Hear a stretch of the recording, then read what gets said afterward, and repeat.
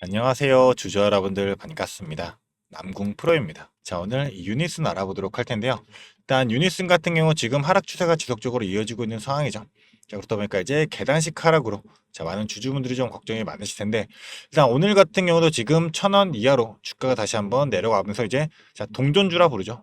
동전주로서 이제 1,000원 이하로 주가가 떨어지게 될 때, 다시 한번 주가를 밀어 올리는 듯한 흐름을 보여주게 되었는데, 자, 이를 보면서 우리가 해석할 수 있는 게, 지금 세력들이 의도적으로 주가를 하방 압력을 가하면서 다시 한번 밑에서 물량들을 매집하고 있는 흐름으로써 우리가 해석을 해볼 수가 있기 때문에, 그 이유가 뭐겠어요?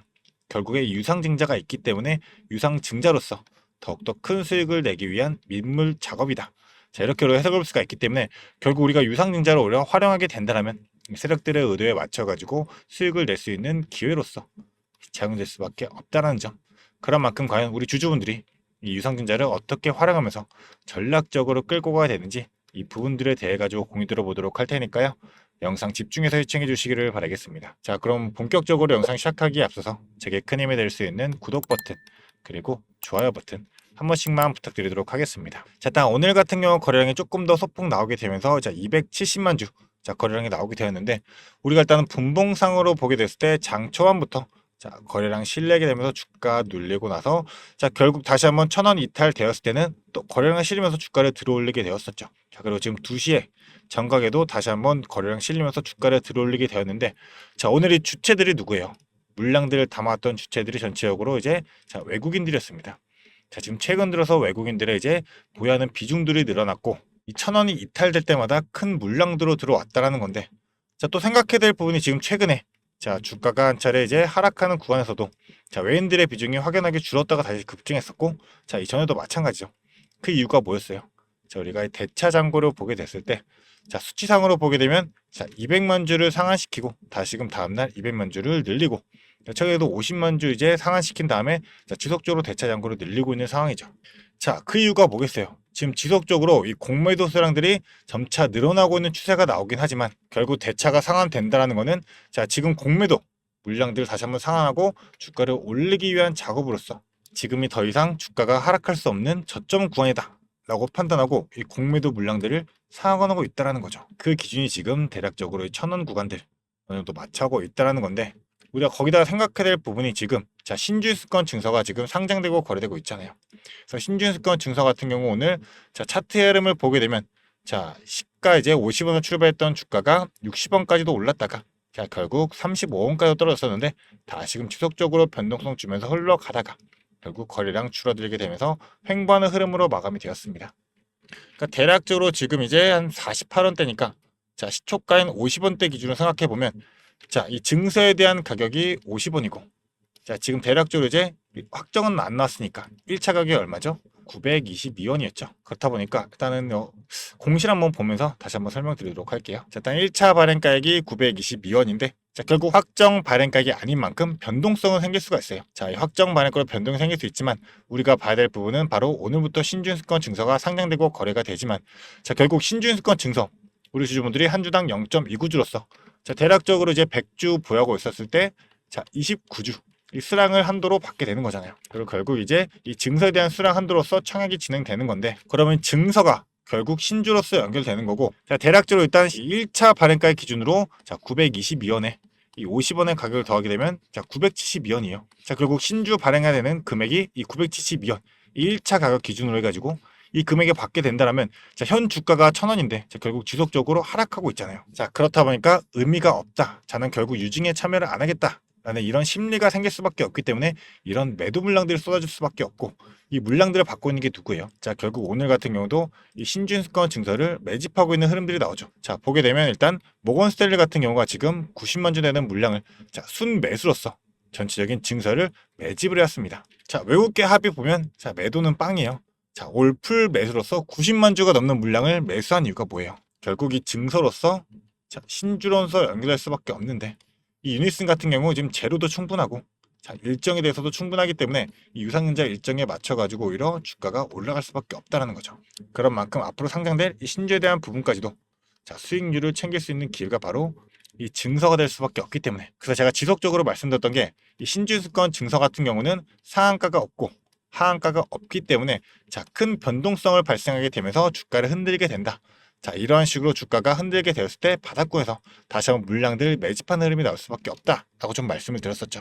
자, 그렇기 때문에 우리 주주분들이 시초가에 이제 고점 달성할 때 매도하면서 다시금 바닥에서 물량들을 매집할 수 있는 이런 고점 매도, 저점 매수 구간을 우리가 잡아내면서 자, 오히려 증서도 우리가 비중을 늘릴 수 있다라고 한다면 자, 100주 기준으로 29주 받았던 이 신주스권 증서를 우리가 자, 2배 이상, 자, 결국 3배 이상까지도 늘릴 수 있는 구간이 될 수 있다는 건데, 일단 실질적으로 얘기를 드리면 자, 증서에 대한 가격이 50원밖에 안 나왔기 때문에 큰 변동성이 발생하지는 않을 것 같아요. 하지만 현 주가의 흐름과 비교하면서 우리가 이 증서를 어느 구간에서 매수될지 아니면 우리가 매도될지 이런 구분은 명확하게 나올 수밖에 없기 때문에 우리가 정확한 타점 잡아서 이 증서에 대한 부분도 우리가 전략적으로 대응을 하고 그 이로 연결을 이 신주까지도 자, 결국 신주 우리가 최대 할인을 받으면 40%까지 받을 수 있기 때문에 자, 이 증서에 대한 비중을 늘리면 결국 신주도 40% 받은 걸로 자, 추가적인 수익 어느 정도 확보할 수가 있게 되겠죠. 자, 그렇기 때문에 나는 이 유상증자 일정에 있어가지고 지금 이 상장되고 거래되는 증서에 대한 부분 그리고 증서로서 상장되는 이 신주까지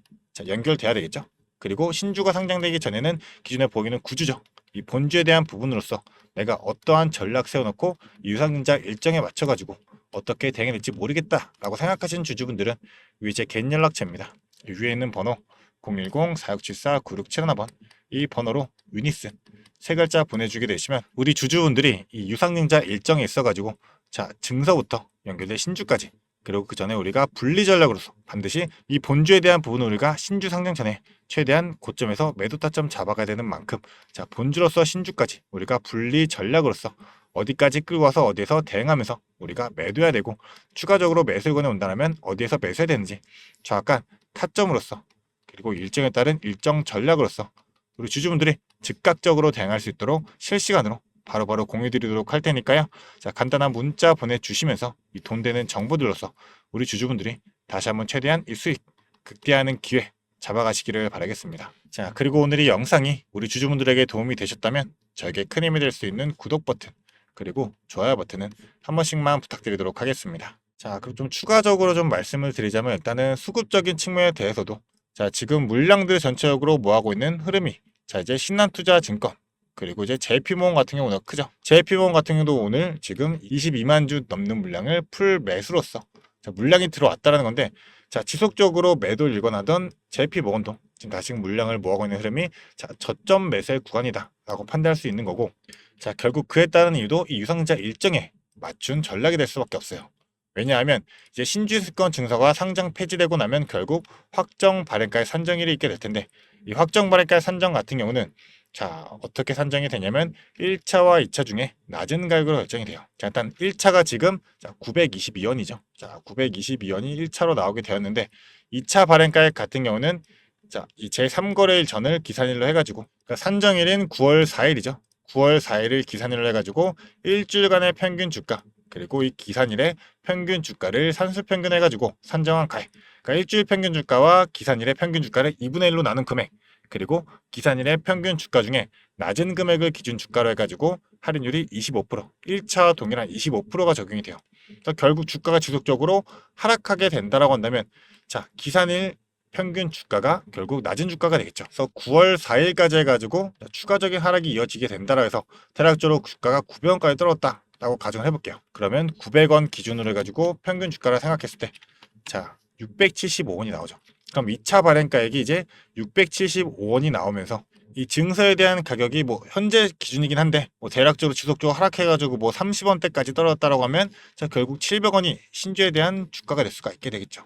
그럼 이 물량들 나오게 되더라도 이 신주로서 어느 정도 수익이 확보될 수가 있는 거고 자, 일단 지금 현 주가에서 지속적으로 물량을 매집하고 있는 세력들이 있기 때문에 결국 다시 한번 주가를 올릴 수 있는 흐름이 나올 확률이 높아요. 자, 왜냐하면 자, 기준이 이제 1차, 2차 중 낮은 가액의 확정 발행가액이지만 자, 오히려 1차와 2차의 낮은 가액 중에 자, 청약일 과거 3거래부터 5거래까지 3일간의 평균 주가에 할인율이 40%까지 적용한 이 산정한 가격보다 오히려 낮을 경우에는 할인율이 40%까지 높아질 수가 있습니다. 자, 그러니까 이 확정 발행가의 산정 기간을 맞춰가지고 9월 4일 기준으로 그전 3거래일 동안의 주가가 자, 급등하게 되면서 자, 1차 발행가액인 922원보다 자, 할인율을 40%를 계산하더라도 높게 된다고 한다면 자, 결국 얼마예요? 922원 기준으로 자, 나누기 60 곱하기 100 하면 자, 1536원입니다. 이 3일간의 평균 주가가 1536원 이상까지 올라가게 된다면 이 확정 반영가액도 올라갈 수가 있게 되겠죠. 자, 근데 9월 초에 지금 예상되는 게 뭐가 있어요?